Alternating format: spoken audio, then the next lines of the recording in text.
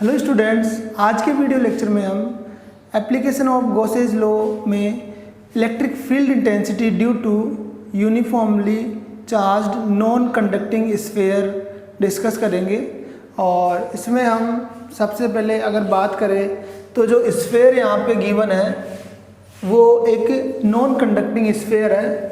Non conducting sphere से पहले हमने कंडक्टिंग स्फीयर के बारे में इलेक्ट्रिक फील्ड इंटेंसिटी फाइंड की थी कि कंडक्टिंग स्फीयर की वजह से इलेक्ट्रिक फील्ड इंटेंसिटी किस तरह से हम फाइंड करते हैं। यहाँ पे जो है हम नॉन कंडक्टिंग स्फीयर को डिस्कस करने वाले हैं। तो नॉन कंडक्टिंग स्फीयर का मतलब यहाँ पे क्या है, इसको हमको समझना है। पहले देखो, जब हम किसी भी कंडक्टर को चार्ज करते हैं तो कंडक्टर में जो चार्ज होता है वो उसके वॉल्यूम में डिस्ट्रीब्यूट होने की बजाय उसकी सरफेस पे डिस्ट्रीब्यूट होता है। यहाँ पर जो हम बात कर रहे हैं, जो नॉन कंडक्टिंग स्फीयर है, इसको जब हम चार्ज करते हैं तो जो चार्ज होता है वो सरफेस पे डिस्ट्रीब्यूट नहीं होके उसके पूरे वॉल्यूम में यूनिफॉर्मली डिस्ट्रीब्यूट होता है।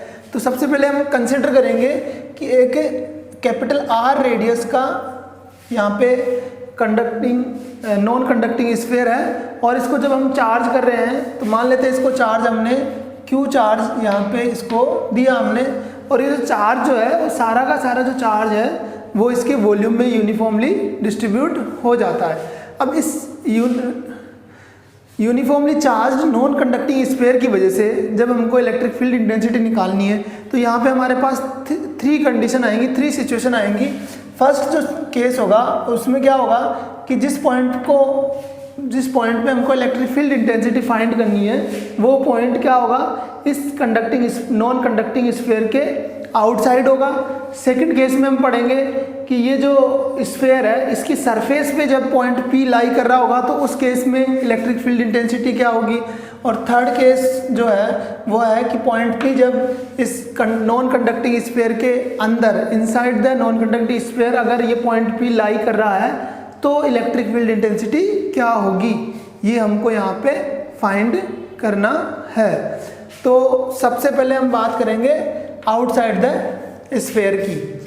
अब इसके अंदर ये भी है कि जब हम इसको चार्ज कर रहे हैं तो इसके यहाँ पे वॉल्यूम में चार्ज डिस्ट्रीब्यूट हो रहा है, तो इसके लिए जो है वॉल्यूम चार्ज डेंसिटी हम यहाँ पे डिस्कस करेंगे। तो वॉल्यूम चार्ज डेंसिटी होती क्या है, वॉल्यूम चार्ज डेंसिटी, इसको हम रो से रिप्रेजेंट करते हैं और ये होता है चार्ज पर यूनिट वॉल्यूम। तो charge Q upon volume V। अब स्फीयर है, ये नॉन कंडक्टिंग स्फीयर है, स्फीयर का वॉल्यूम क्या होता है 4/3 पाई r क्यूब होता है। तो यहाँ पे हम लिख सकते हैं चार्ज अपॉन वॉल्यूम क्या लिखेंगे 4/3 पाई r क्यूब। r इसकी रेडियस है, कैपिटल R, ये हमको यहाँ पे ध्यान रखना है। ये क्वेश्चन नंबर 1। अगर हम इससे चार्ज की बात करें तो यहाँ से Q क्या आएगा, Q इस वॉल्यूम को रो से मल्टीप्लाई कर देते हैं, रो इंटू 4/3 पाई r क्यूब हो जाएगा। ये क्वेश्चन नंबर 2।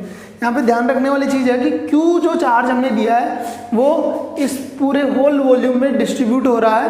तो इतने वॉल्यूम के अंदर अगर हम चार्ज की बात करें, वॉल्यूम क्या है इसका 4/3 पाई r क्यूब है, तो ये Q चार्ज कितने वॉल्यूम में 4/3 पाई r क्यूब वॉल्यूम में डिस्ट्रीब्यूट हुआ है। अब हम आगे बात करते हैं यहाँ पे कि पॉइंट P अगर इस नॉन कंडक्टिंग स्फीयर के आउटसाइड लाई कर रहा है तो इलेक्ट्रिक फील्ड इंटेंसिटी क्या होगी। तो यहाँ पे हम बात करेंगे केस फर्स्ट की। केस फर्स्ट में क्या देखेंगे, व्हेन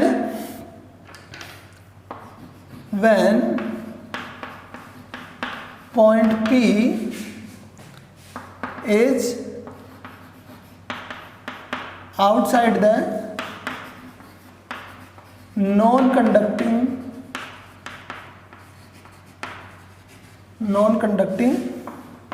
sphere। अब देखो बाहर की तरफ आउटसाइड है तो पॉइंट P की जो डिस्टेंस होगी सेंटर से, उसको हम स्मॉल r से रिप्रेजेंट कर रहे हैं, और ये जो डिस्टेंस होगी वो क्या होगी, रेडियस से ग्रेटर होगी, ज़्यादा होगी, तो small r is greater than capital R हो जाएगा। तो इसके लिए हम सबसे पहले क्या करेंगे, यहाँ पे ये जो नॉन कंडक्टिंग स्फीयर है इसमें हम एक एक गाउसियन सरफेस की हम यहाँ पे इमेजिन करेंगे, गाउसियन सरफेस इमेजिन करेंगे। तो गाउसियन सरफेस किस तरह से होगा, देखो अगर ये स्फेरिकल है, एक स्फेयर है, तो गाउसियन सरफेस भी क्या होगा, एक स्फेरिकल सरफेस ही होगा। तो जैसे मान लेते हैं ये एक स्फेरिकल गाउसियन सरफेस है, ठीक है। सबसे पहले हमने क्या किया, यहाँ पे एक स्फेरिकल गाउसियन सरफेस इमेजिन कर लिया, और हमको अब आगे क्या करना है, हम आगे इलेक्ट्रिक फ्लक्स की हेल्प से यहाँ पे इलेक्ट्रिक फील्ड इंटेंसिटी निकालेंगे। तो हम दो केस लेते हैं, एक तो by the definition of electric flux, और सेकंड पार्ट में हम लेते हैं यूजिंग गॉसेज लॉ। तो सबसे पहले हम इलेक्ट्रिक फ्लक्स की डेफिनेशन से अगर हमको फ्लक्स फाइंड करना है, तो हम यहाँ पे एक स्मॉल एलिमेंट कंसिडर करेंगे, यहाँ पे एक स्मॉल एलिमेंट कंसिडर करते हैं। और ये जो स्मॉल एलिमेंट कंसिडर कर रहे हैं, अगर इसके एरिया वेक्टर की बात करें, तो एरिया वेक्टर की डायरेक्शन किधर होगी, इस एलिमेंट के परपेंडिकुलर आउटवर्ड डायरेक्शन में होगी। तो ये जो है एरिया वेक्टर की डायरेक्शन हो जाएगी, इसको हम लिख लेते हैं ds वेक्टर से। और ड्यू टू दिस, आगे हम बात करें, due to this non conducting sphere, charge non conducting sphere है, इसकी वजह से इलेक्ट्रिक फील्ड इंटेंसिटी की डायरेक्शन क्या होगी। अगर इस पॉइंट पे इलेक्ट्रिक फील्ड इंटेंसिटी डायरेक्शन की बात करें, तो अलोंग द रेडियस, रेडियली होगी और आउटवर्ड डायरेक्शन में होगी। पॉजिटिव चार्ज की वजह से जो है इलेक्ट्रिक फील्ड इंटेंसिटी क्या होती है, away from the positive charge. तो ये जो डायरेक्शन होगी वो क्या होगी, आउटवर्ड डायरेक्शन में होगी, इसको हम लिख लेते हैं ई वेक्टर से, ठीक है। तो अगर यहाँ पे इस पॉइंट P पे इलेक्ट्रिक फील्ड इंटेंसिटी की बात कर रहे हैं, तो वो आउटवर्ड रेडियली होगी, रेडियली आउटवर्ड डायरेक्शन में होगी। अब जो है हम इस स्मॉल एलिमेंट एरिया से रिलेटेड फ्लक्स अगर फाइंड करें, तो वो कैसे फाइंड करेंगे, तो यहाँ पे हम देखेंगे by the definition of electric flux. तो इसमें देख लेते हैं by the definition of electric flux क्या होगा, यहाँ पे इधर नोट कर रहे हैं, यहाँ पे electric flux related to small area, electric flux related to small element area. तो उसके लिए हम क्या करेंगे, यहाँ पे स्मॉल एलिमेंट के लिए जो इलेक्ट्रिक फ्लक्स होगा वो भी स्मॉल होगा, तो उसको हम डी फाई से यहाँ पे रिप्रेजेंट करेंगे। किससे रिप्रेजेंट करेंगे, डी फाई से। तो इसको हम लिख लेते हैं डी फाई इक्वल्स टू, अब इलेक्ट्रिक फ्लक्स क्या होता है बाय द डेफिनेशन, ये होता है E vector dot D S vector, ठीक है। और इसको हम ये लिख सकते हैं ई D S cos theta. Theta जो है वो क्या है यहाँ पे, theta is the angle between E vector and D S vector. तो ई वेक्टर और डी एस वेक्टर दोनों सेम डायरेक्शन में है, तो इसका मतलब थीटा क्या हो गया, यहाँ पे थीटा हो गया 0 डिग्री, थीटा क्या हो गया 0 डिग्री। तो डी फाई की जो वैल्यू आएगी वो क्या आएगी हमारे पास, ई डी एस कोस 0, कोस 0 की वैल्यू क्या होती है 1 होती है, तो डी फाई क्या हो गया ई इंटू डी एस हो जाएगा। ये जो इलेक्ट्रिक फ्लक्स यहाँ पे आ रहा है, this electric flux related to small element area. तो अगर हमको इस जो हमने गाउसियन सरफेस यहाँ पे हमने इमेजिन किया है, स्फेरिकल गाउसियन सरफेस, अगर इस पूरे स्फेरिकल गाउसियन सरफेस से रिलेटेड फ्लक्स निकालना है, तो हम क्या करेंगे, यहाँ पे हम देख सकते हैं, इसको इंटीग्रेट करेंगे। यहाँ पे इंटीग्रेट करेंगे तो क्या आएगा हमारे पास, तो यहाँ लिख लेते हैं अपन electric flux related to whole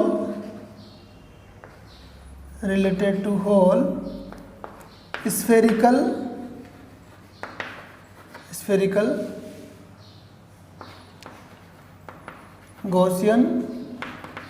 Gaussian surface। तो इसके लिए हम क्या लिखेंगे, इसको इंटीग्रेट करेंगे। तो इंटीग्रेट करने पे हमारे पास क्या आएगा, देखो यहाँ पे हमारे पास आ जाएगा फाई इक्वल्स टू, इधर तो डी फाई से फाई हो जाएगा और इधर अब क्लोज इंटीग्रेशन सरफेस इंटीग्रेशन होता है तो ये हम इस तरह से लिख सकते हैं। ई इलेक्ट्रिक फील्ड इंटेंसिटी है यहाँ पे। तो अगर हम इस पॉइंट को, इस गॉसियन सरफेस जो स्फेरिकल गॉसियन सरफेस है, इस पूरे स्फेरिकल गॉसियन सरफेस पे कहीं पे भी अगर हम इस पॉइंट पी को यहाँ से हम रिप्लेस करते हैं तो चेंज करने पे इलेक्ट्रिक फील्ड इंटेंसिटी जो है वो यहाँ पे चेंज नहीं होगी, क्योंकि इस पॉइंट पी की इस पॉइंट सेंटर पॉइंट से जो है डिस्टेंस कांस्टेंट रहती है, वो चेंज नहीं होती है, रेडियस के इक्वल होती है। और डायरेक्शन जो है वो इलेक्ट्रिक फील्ड इंटेंसिटी की क्या होगी, यहाँ पे रेडियली आउटवर्ड होगी। तो यहाँ पे हम लिख सकते हैं फाई इक्वल्स टू, ई को यहाँ पे हम इंटीग्रेशन साइन से बाहर ले सकते हैं, कांस्टेंट है, तो हम लिख सकते हैं ई क्या है यहाँ पे, कांस्टेंट है, ठीक है। अब ये जो पार्ट हमारे पास रह गया, ये वाला इंटीग्रेशन वाला पार्ट, ये क्या अब रिप्रेजेंट कर रहा है यहाँ पे, ds जो है वो इस स्मॉल एलिमेंट के एरिया को रिप्रेजेंट कर रहा है। तो इंटीग्रेशन ऑफ ds किसको रिप्रेजेंट करेगा, ये रिप्रेजेंट करेगा whole area of Gaussian surface. और गॉसियन सरफेस क्या है, स्फेरिकल गॉसियन सरफेस है।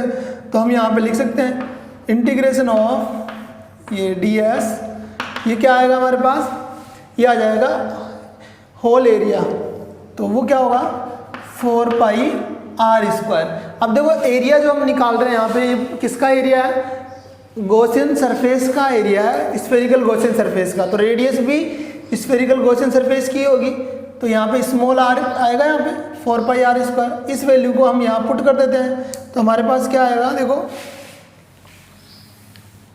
हमारे पास यहाँ पे आ जाएगा phi equals to E into 4 pi small r square. इसको इक्वेशन नंबर 3 ले लेते हैं। ये हमारे पास रिजल्ट आ गया by the definition of electric flux. इसको आप पॉज करके नोट कर लो। अब हम इसमें आगे चलते हैं, यूजिंग द गॉसेस लॉ। अब गॉस लॉ की हेल्प से हम अगर फाइंड करें यहाँ पे इलेक्ट्रिक फ्लक्स, तो वो क्या होगा, देखो ये तो हमारे पास फाई क्या आ गया, फाई आ गया हमारे पास बाय द डेफिनेशन जो है वो E into 4 pi r square, ठीक है। अब हम यहाँ देखते हैं by the according to Gauss's law, according to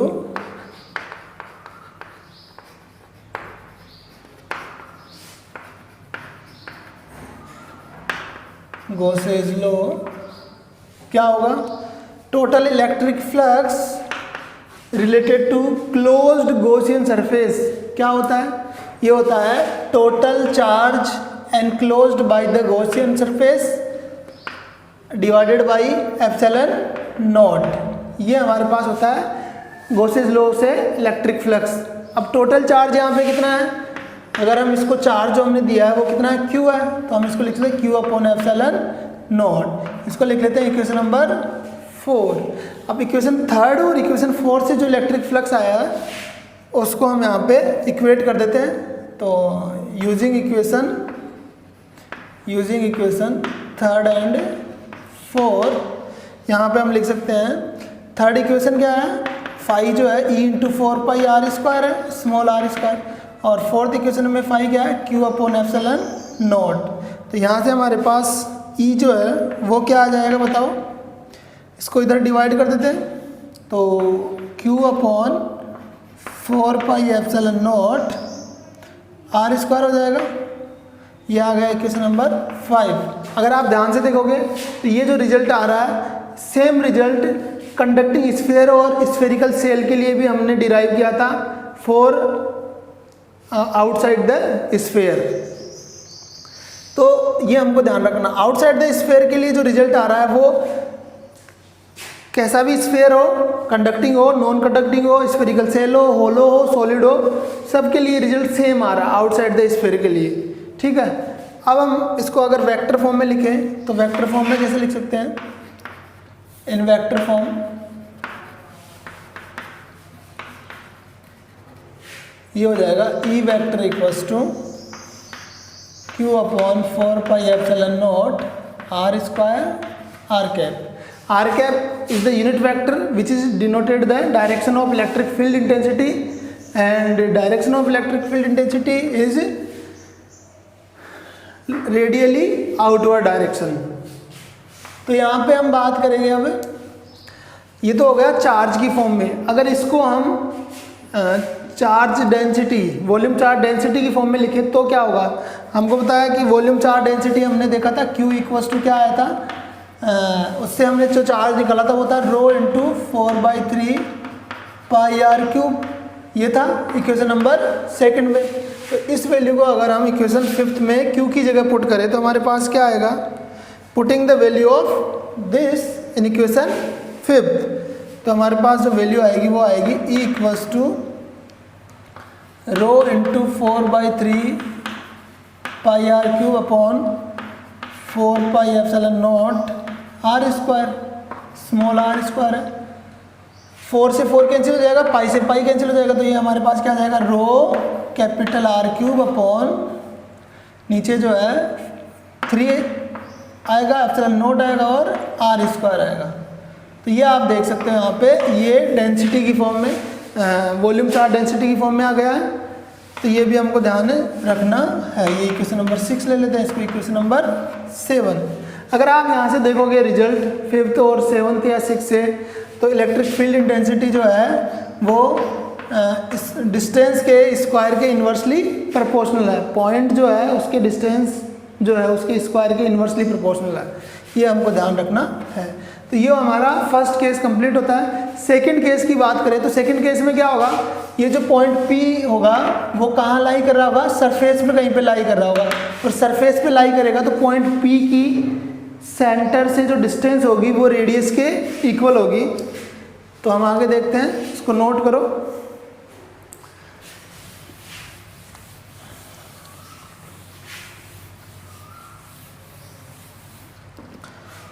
तो केस 2 के अंदर अगर बात करें तो केस 2 क्या बता रहा है, व्हेन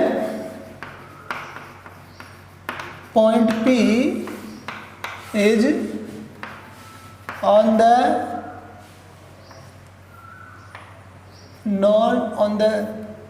non conducting स्फीयर, इसकी सरफेस पे अगर लाई कर रहा है तो इस केस में हम बोलेंगे small r is equals to capital R. तो हम इक्वेशन फिफ्थ के अंदर अगर स्मॉल r की जगह कैपिटल R पुट करें तो क्या आएगा हमारे पास इलेक्ट्रिक फील्ड इंटेंसिटी आ जाएगा Q upon 4 pi epsilon not, और यहाँ पे स्मॉल r की जगह कैपिटल R स्क्वायर हो जाएगा. ठीक है, ये हमारे पास आ गया इक्वेशन नंबर 8. अगर हम इक्वेशन इसको हम चार्ज डेंसिटी की फॉर्म में लिखें तो E क्या आएगा हमारे पास, Q जो होता है वो हमने देखा था वो होता है rho into 4/3 pi are cube, नीचे जो है डिवाइड में क्या आएगा 4 pi epsilon naught r square. यहाँ इसको सोल्व करेंगे हम तो क्या आएगा, ये जो है हमने क्या किया, वैल्यू पुट कर दी है Q की फ्रॉम द इक्वेशन सेकंड. तो 4 से 4 कैंसिल हो जाएगा, पाई से पाई कैंसिल हो जाएगा, आर स्क्वायर से आर स्क्वायर कैंसिल, तो हमारे पास क्या रह जाएगा यहाँ पे rho capital R upon 3 epsilon not.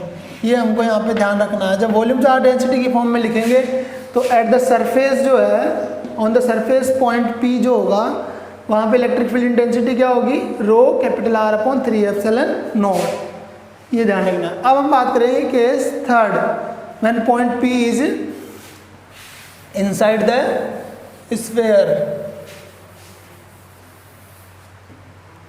When point P is inside the non-conducting sphere. In this case हम बात करेंगे small r is less than capital R. यहाँ पे हम एक कंसिडर कर लेते हैं कि ये एक spherical non conducting uniformly charge non conducting sphere है ये, और इसको जब हम चार्ज यहाँ पे इसको चार्ज करते हैं तो कंप्लीट जो चार्ज है वो इसके होल वॉल्यूम में, इसके वॉल्यूम में क्या हो जाता है, डिस्ट्रीब्यूट हो जाता है. वॉल्यूम का मतलब समझना इसके जो भी स्पेस होगा अंदर, जो भी मास होगा उसमें यूनिफॉर्मली डिस्ट्रीब्यूट हो जाएगा। अगर इसकी रेडियस की बात करें तो इसकी रेडियस हम कैपिटल R ले रहे हैं, सेंटर पॉइंट जो है O है। हमको क्या करना है, हमको यहाँ पे एक पॉइंट पे, अंदर किसी पॉइंट पे इलेक्ट्रिक फील्ड इंटेंसिटी फाइंड करनी है। तो हम क्या करेंगे, सबसे पहले हम यहाँ पे एक स्फेरिकल गॉसियन सरफेस इमेजिन करेंगे। एक स्फेरिकल गॉसियन सरफेस यहाँ पे इमेजिन करते हैं, ठीक है। और इस स्फेरिकल गॉसियन सरफेस की अगर बात करें तो इसका सेंटर पॉइंट तो क्या होगा, सेम होगा जो स्फेरिकल नॉन कंडक्टिंग स्फेयर का है। और इसकी रेडियस जो है वो स्मॉल r यहाँ पे रिप्रेजेंट करते हैं। रेडियस क्या होगी, डिस्टेंस जो है पॉइंट P की उसके इक्वल होगी, ठीक है। ये क्या है, ये जो है गॉसियन स्फेरिकल गॉसियन सरफेस है, स्फेरिकल गॉसियन सरफेस, ठीक है। अब देखो यहाँ पे जब हम देखेंगे कि टोटल जो चार्ज होगा, total charge enclosed by the Gaussian surface, उसकी बात करेंगे। तो देखो ये जो गॉसियन सरफेस है, इसके अंदर जो चार्ज होगा वो इस स्फीयर, जो नॉन कंडक्टिंग स्फीयर है, इसका जो चार्ज है, इसको हमने जो चार्ज यहाँ पे दिया है उस चार्ज से थोड़ा सा कम होगा, ठीक है ना। तो ये हमको ध्यान रखना है, नॉन कंडक्टिंग स्फीयर में इनसाइड द स्फीयर जो पॉइंट होगा उस पर जब इलेक्ट्रिक फील्ड इंटेंसिटी फाइंड करेंगे तो उस केस में जब हम गॉसियन सरफेस यहाँ पे इमेजिन करते हैं तो उस गॉसियन सरफेस के अंदर जितना भी वो चार्ज होता है वो होल चार्ज से लेस होता है, कम होता है, ये हमको ध्यान रखना है। अब यहाँ पे हम बात करते हैं सबसे पहले by the definition of electric flux, electric field intensity find करेंगे। तो देखो उसके लिए हम क्या करेंगे, यहाँ पे एक स्मॉल एलिमेंट इमेजिन कर लेंगे और इसकी जो, अगर हम एरिया वेक्टर की बात करें तो हमको पता है area vector perpendicular to the surface in outward direction, तो ये तो हो गया एरिया वेक्टर। और अगर इलेक्ट्रिक फील्ड इंटेंसिटी की बात करें ड्यू टू दिस चार्ज, तो electric field intensity positive charge है तो away from the positive charge होगा, तो ये जो है इलेक्ट्रिक फील्ड इंटेंसिटी की डायरेक्शन हो जाएगी ई वेक्टर, ठीक है, दोनों सेम डायरेक्शन में होंगी। तो सबसे पहले हम बात करते हैं by the definition of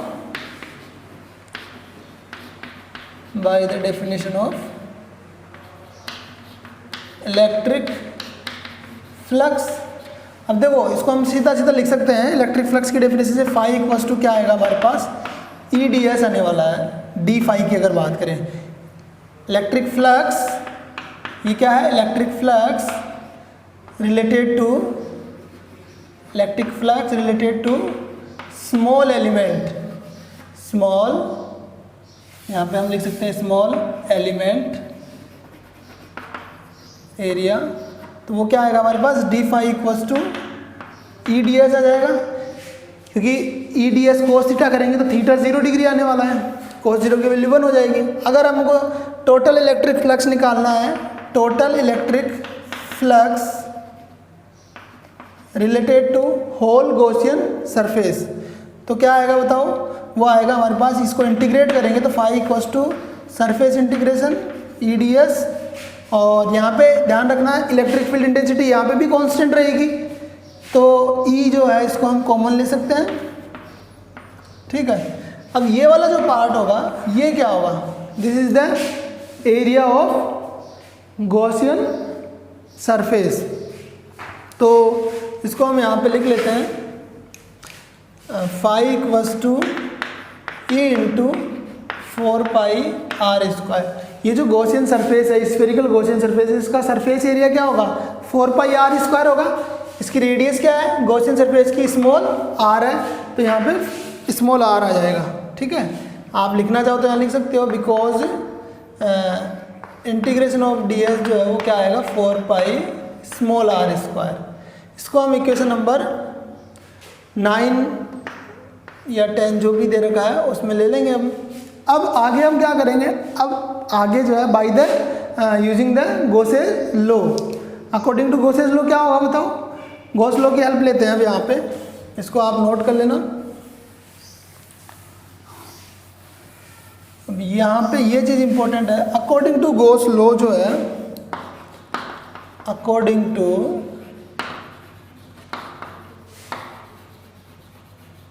Gauss's law क्या होगा बताओ। Total electric flux related to closed Gaussian surface, spherical Gaussian surface है तो क्या होगा, total charge enclosed by the Gaussian surface divided by epsilon naught. ठीक है, अब यहाँ पे टोटल चार्ज कितना है बताओ। टोटल चार्ज जो है इस गॉसियन सरफेस के अंदर जो चार्ज होगा वो होगा, और इसमें जो चार्ज है वो क्या है, यहाँ जो चार्ज था Q उससे लेस है, तो उसको हम यहाँ पे क्या कंसिडर कर लेते हैं, Q डैश ले लेते हैं। ठीक है, तो हमारे पास क्या आएगा, phi equals to Q dash upon epsilon naught. ठीक है, अगर हमको Q डैश की वैल्यू यहाँ पे देखनी है तो हमको एक चीज़ पता है, Q जो होता है डेंसिटी की फॉर्म में वो होता है rho into 4/3 pi are cube, capital R cube ये होता है, बिकॉज Q इक्वल्स टू ये, तो Q डैश क्या होगा। अब ध्यान देना, Q जो है इस वॉल्यूम के अंदर है, तो ये जो वॉल्यूम है 4/3 पाई आर क्यूब, कौन सा वाला वॉल्यूम, स्मॉल जो गॉसियन सरफेस हम यहाँ पे कंसिडर कर रहे हैं उसका जो वॉल्यूम होगा वो क्या होगा, rho into 4/3 pi small R cube आ जाएगा। ध्यान रखना ये वॉल्यूम किसका है, इस गॉसियन सरफेस का। तो इस होल वॉल्यूम में जब चार्ज ये है तो इतने वॉल्यूम में चार्ज कितना होगा, Q dash equals to rho into 4/3 pi are cube हो जाएगा। ठीक है, तो यहाँ से हमारे पास क्या आ गया, ये वैल्यू पुट करेंगे तो phi equals to rho into 4/3 pi are cube upon epsilon naught. इसको इक्वेशन नंबर 10 ले लेते हैं, ये 9 है ये 10, दोनों को इक्वेट करते हैं। तो using equation 9 and 10, from equation 9 and 10 क्या आएगा, देखो इसको और इसको इक्वेट करते हैं तो E into 4 pi r square equals to rho into 4/3 pi r cube upon epsilon naught. ठीक, अब यहाँ पे देखते हैं, देखो आर क्यूब है, इधर आर स्क्वायर है, इसको डिवाइड में लेके जाएंगे तो आर स्क्वायर कैंसिल हो जाएगा, पाई कैंसिल हो जाएगा, 4 कैंसिल हो जाएगा, तो हमारे पास क्या आएगा, देखो हमारे पास आ जाएगा यहाँ पे E इक्वल्स टू, ध्यान देना यहाँ पे रो होगा, इनटू में स्मॉल r होगा, और डिवाइड में क्या आएगा, डिवाइड में जो एप्सिलॉन नॉट और 3 आएगा, 3 एप्सिलॉन नॉट आ जाएगा। ये हमारे पास क्या आ जाएगा, इनसाइड द स्फीयर जो है इलेक्ट्रिक फील्ड इंटेंसिटी। देखो 4 से 4 कैंसिल हो गया, पाई से पाई कैंसिल हो गया, आर स्क्वायर से आर स्क्वायर, ऊपर केवल r रहेगा, डिवाइड में एप्सिलॉन नॉट रहेगा और 3 रहेगा, साथ में रो है ऊपर।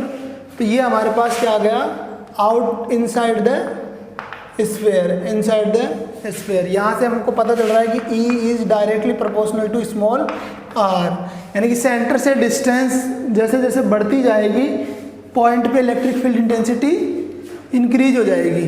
तो इस तरह से हमारे पास तीनों रिजल्ट आ जाते हैं। अब जो है हम बात करें आगे ग्राफिकल रिप्रेजेंटेशन की, तो ग्राफिकल रिप्रेजेंटेशन क्या होगा यहाँ पे, उसको देख लेते हैं हम। ग्राफिकल रिप्रेजेंटेशन में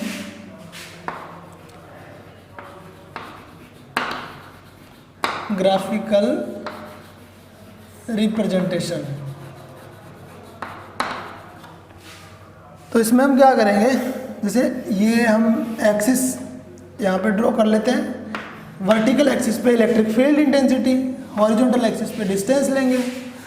अब हम यहाँ पे क्या करते थे, पिछले वीडियोज में हमने देखा था कि एक पॉइंट लिया था हमने, और वो पॉइंट क्या था, ऑन द सरफेस था, ऑन द सरफेस, और वो पॉइंट अगर ऑन द सरफेस होगा तो उसकी डिस्टेंस जो होगी सेंटर से, अगर ये सेंटर पॉइंट ले लें तो सेंटर से डिस्टेंस जो होगी वो रेडियस के इक्वल होगी। अगर पॉइंट इधर की तरफ इनसाइड द स्फीयर होगा तो उसके लिए डिस्टेंस जो होगी वो क्या होगी, रेडियस से लेस हो जाएगी। और आउटसाइड द स्फीयर होगा बाहर की तरफ, तो उसके लिए डिस्टेंस जो होगी वो क्या होगी, रेडियस से ग्रेटर होगी। अब देखो इसमें 3 केस थे। पहला जो केस था उसमें हमने देखा था E is inversely proportional to r square, जो ये केस किसके लिए था, small r is greater than capital R। Second case हमने देखा था E कांस्टेंट था, कांस्टेंट किसके लिए था, when small r equals to capital R, when point P is on the surface. Third case में क्या लिया हमने, E is directly proportional to small r। In this case point P is inside the sphere. तो इन तीनों case को देखते हैं। अगर हम बात करें ये वाले पोर्शन की, ये इनसाइड द स्फीयर है, सेंटर से लेके सरफेस तक। तो इस केस में जो है देखो आप, इलेक्ट्रिक फील्ड इंटेंसिटी जो है स्मॉल r के डायरेक्टली प्रोपोर्शनल है। तो यहाँ पे हमारे पास क्या आएगा, डायरेक्टली प्रोपोर्शनल के लिए इस तरह से हम स्ट्रेट लाइन बना सकते हैं जो किसी एंगल पे होगी। फिर जो है सरफेस पे जो है इसका जो इलेक्ट्रिक फील्ड इंटेंसिटी होगी वो मैक्सिमम भी होगी और कांस्टेंट भी रहती है, ये हमको ध्यान रखना है। सरफेस पे जो है इलेक्ट्रिक फील्ड इंटेंसिटी की बात करें तो यहाँ पे हम लिख सकते हैं कितनी है, E equals to Q/4πε0 capital R square. और सरफेस से बाहर आउटसाइड द स्फीयर की बात करें तो ये तो हो गया second case. Outside the sphere में क्या होगा, E जो है R स्क्वायर के इन्वर्सली प्रोपोर्शनल है। तो ग्राफ कैसे बनेगा, इस तरह से बनेगा आउटसाइड द। तो इस तरह से हमारे पास ये ग्राफिकल रिप्रेजेंटेशन आता है और ये हमारा टॉपिक जो है कंप्लीट होता है। Thank you.